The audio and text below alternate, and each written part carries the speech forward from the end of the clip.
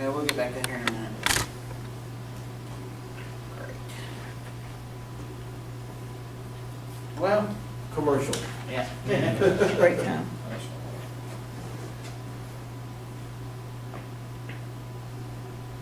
That's what it was. Windows updates.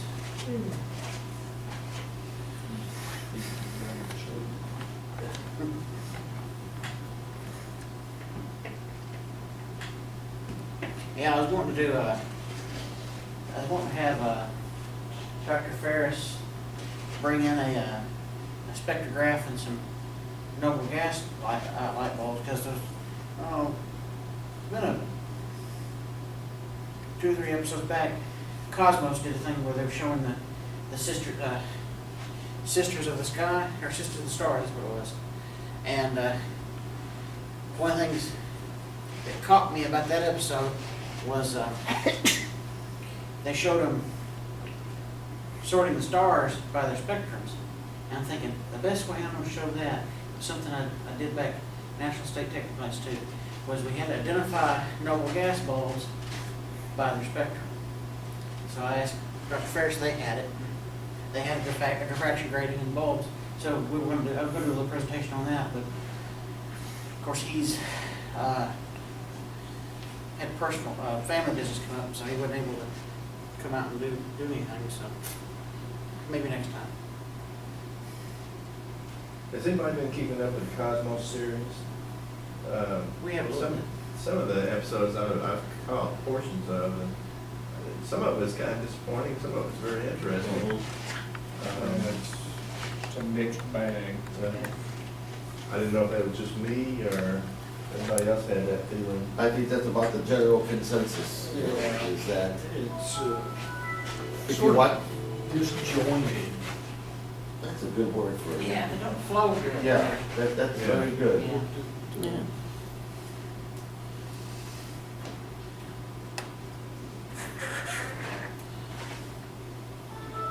Let's try this again, let's see if we can get back to, anybody remember where we're at?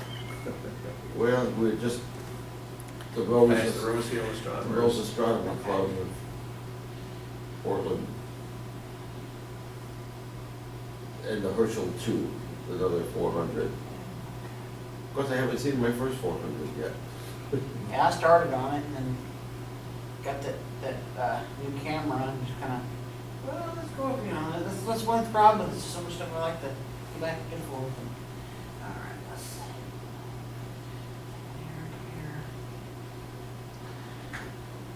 Here. And I don't know about you guys, maybe as I get older though, but I am no longer in the hunt for faint fuzzies that are so hard to identify, you wonder if you've seen it or not, Yeah, you know. that's one of the things, I don't remember if he talks about it in here, but, well, we'll see. Some of them are able to see with perverted vision, you know. Yeah, I get that every once in a while. I wonder if what I'm seeing is what I think I'm Here seeing. to- But it was not good enough for come by. Let's basically do, but nevertheless, impractical. There The you go. City Club, in their literature, they are of the opinion that the next 400, for those, you really need to jump up to a 10-inch telescope. Well, I'm not sure about that. I'm pretty sure that somebody with some experience at an 8-inch could easily do the Herschel too. Not that a 10-inch wouldn't make things easy. But some of us are a lot more like William Herschel than others, and some of us still want more. I know I did. As the 20th century became the 21st, and my career matured, I got on toward retirement, I came to the conclusion that I wanted to do one thing. I wanted to see lots of stuff in the years of observing Lempton. And, you know, I was also at the time taken with a blog, Julie and Julia, the Julia Project, by a woman who decided that she wanted to cook all the recipes in Julia Child's cookbook. I thought that was just a wonderful idea for a blog, and I thought it would fit in with my own blog. Well, give me something to write about.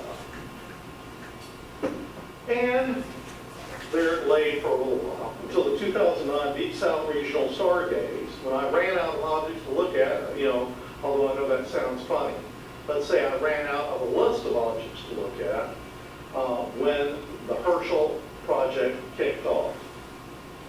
And I'd actually been thinking about the whole thing for a while, and most recently before this star party, thanks to Miss Dorothy, my wife.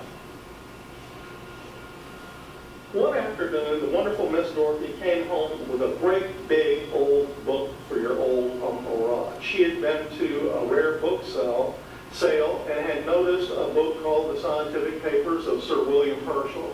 She thought that would be just the thing for me, since it was a book of the observations and writings of my favorite amateur astronomer, if we can call him that, of all time. And yeah, I was pretty excited. And if I needed to be more convinced that I should observe the Herschel projects, that book pushed me over the edge. Thus was born the Herschel project. At that star party, the plan was a little simpler. I would just do the Herschel 2 list and call it a day. But after I started on the Herschel 2 list, found out how much fun it was, how good a lot of the supposedly challenging objects looked in my telescopes, I decided, heck, I'm going to go on and do them all. The remaining 1,977, they come after the Herschel 1 and the Herschel 2. I thought I might even think about writing a book on the Herschel project. How's it going? Since this presentation slides were finally,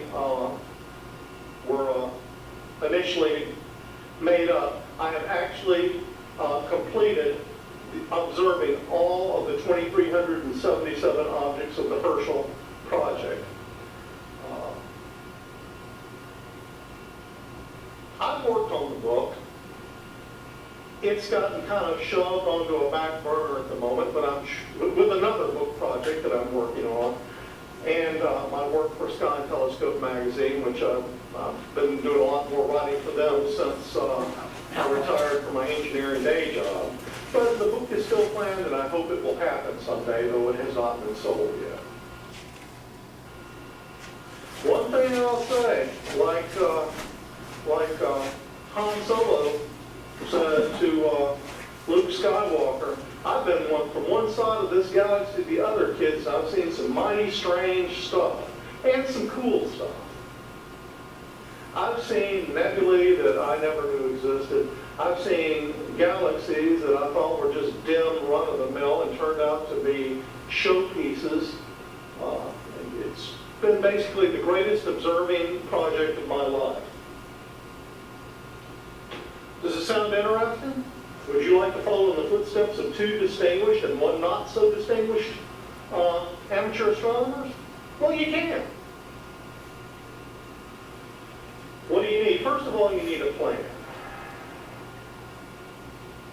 You've got to have an idea of how you approach a list this large, assuming that you want to do all 2,500. You've got to stay organized. What have I seen? What do I need to see?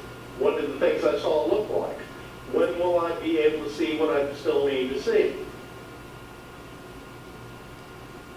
Organization, folks. Organization for this or any other large observing project is critical.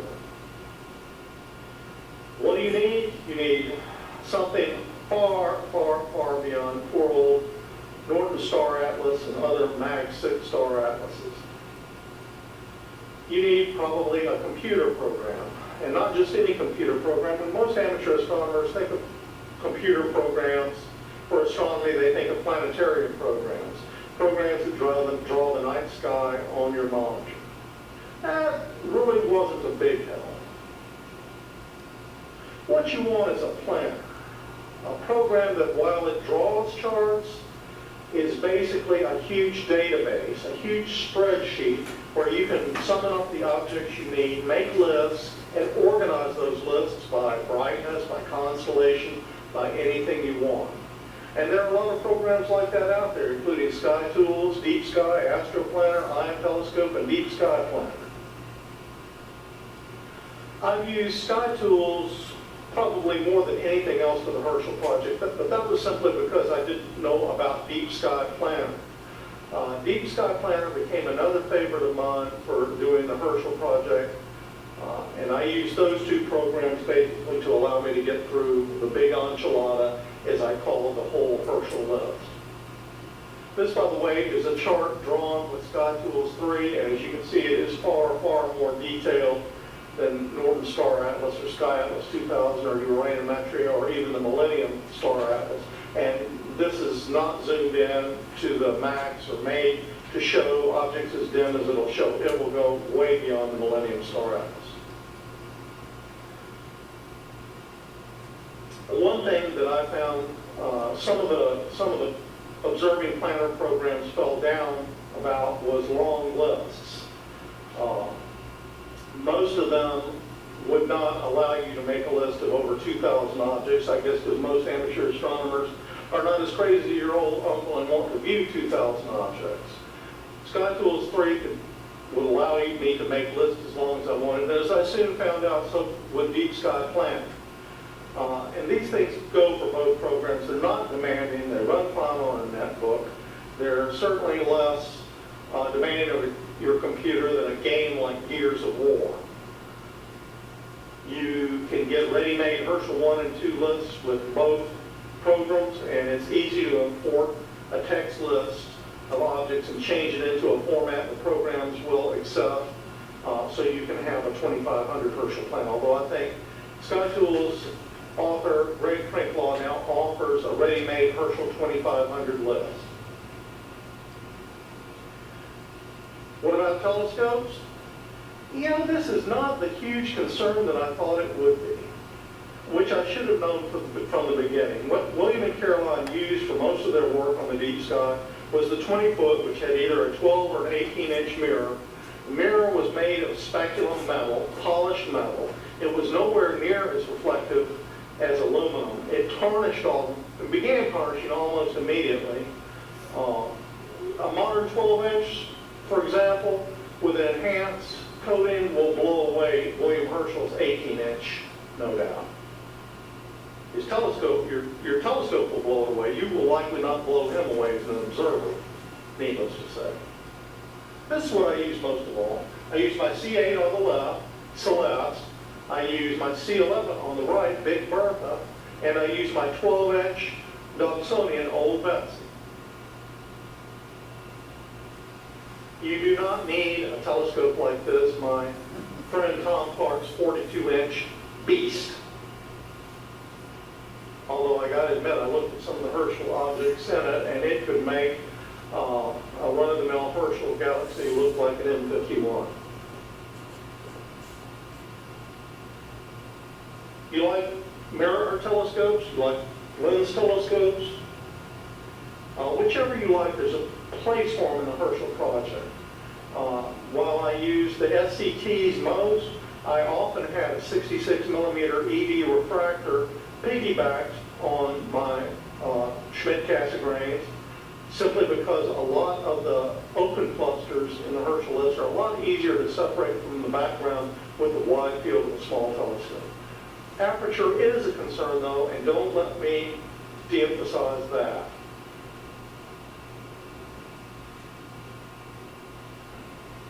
Go-to or no go-to? For me, it was go-to all the way. You want to finish the list in a year or two, like I did. I think it took me basically 2.5 years to finish the Herschel 2500, given my skies, which didn't let me observe very often. Then you should use go-to. If you're more interested in looking at the objects and just hunting around for them, like your old uncle, use go-to. If you're after a certificate for the Herschel 400, you'll have to follow the rules, and I believe the Astronomical League says no go-to. A friend of mine has been after the Herschel 400 for probably, he chased them for 10 years, and it took him at least that long. In fact, I don't know that Boudreaux ever finished the Herschel 400 yet, but he had a heck of a lot of fun. So however you want to do it, it's cool. In fact, yeah, like I said, I think he had been on the Herschel 400 for almost 16 years and still having a ball doing it. Eyepieces, you've heard this preached to you before. You can't go wrong buying the best eyepiece you can afford. You can always use one no matter what you do in astronomy or what telescope you get. You don't need any ethoses, but I'll be the first to say that you might like to have them.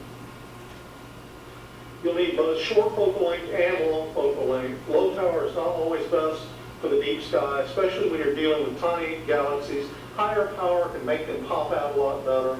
And Sir William used very high powers much of the time. That's probably part of the reason he was able to see some of the very small galaxies that he captured. Small dim galaxies pop out from the sky background a lot better at higher power. Dark side, what have you got? The darker the better. Your sight probably won't be as good as what William and Caroline had, either in Bath or the London area. Although neither were perfect in the 18th century, there was plenty of smoke from coal fires. Basically, if you're going to do the Herschel project, you'll have to use what you've got. Use a little strategy. I save the bad, really dim ones for visits to darker sites, like this image of the Chiefland Astronomy Village. And as I said, try higher powers. Something that gets away from your lower power eyepiece might be corralled in high power, and vice versa. Don't give up until you try different eyepieces. One thing that was incredibly important to me when I had to cover 100 or 200 galaxies a night to keep the Herschel project on track was to be comfortable. I did most of my observing while sitting, whether at the eyepiece or at a computer. Herschel often compared observing to playing a musical instrument also, and he often said that how good would you be at a musical instrument if you never practiced? So that's the other part of the strategy for you to get out often and observe. And again, you can't be too comfortable.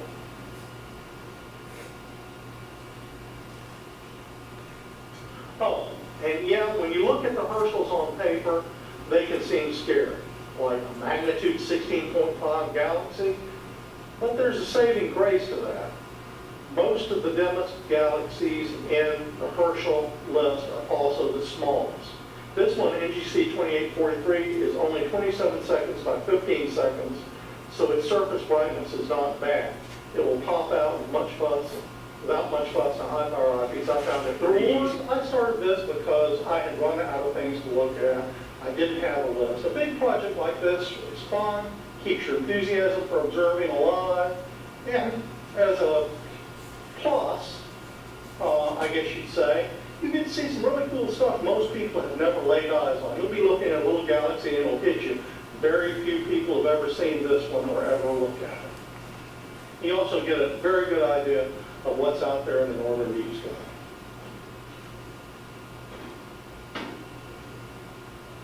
And for me, it also went a little deeper. When I was out there in the cold using one of my telescopes visually, especially the Dobsonian, I became, I don't know, I just felt very close to William and Caroline, almost as if they were standing by my side at times. It was really a wonderful feeling. And like I said, you find stuff you never dreamed of seeing. Did you know that Boötes is full of galaxies? And not just full of galaxies, I mean dozens and dozens and dozens of galaxies. Where should you start if you want to do some reading about the Herschels and the Herschel project? My book, The Scientific Papers of William Herschel, that Miss Dorothy gave me, is a great place to start.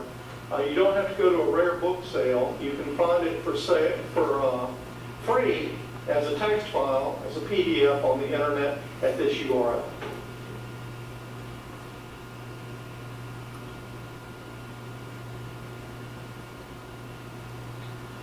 Some other books about the Herschels and about the objects I found particularly rewarding were Steve O'Mara's Herschel 400 Observing Guide. The only complaint I had with it was he used a 4-inch refractor for the objects, and he didn't see some of the details I could easily see in a C8.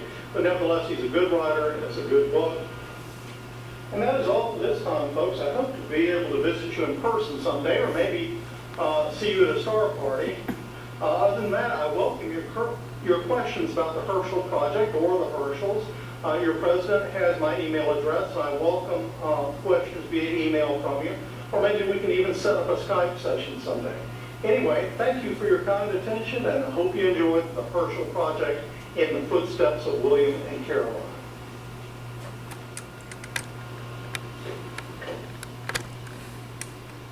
And that is it for the presentation, folks, and thanks for having me, even in virtual form. I enjoyed doing it for you.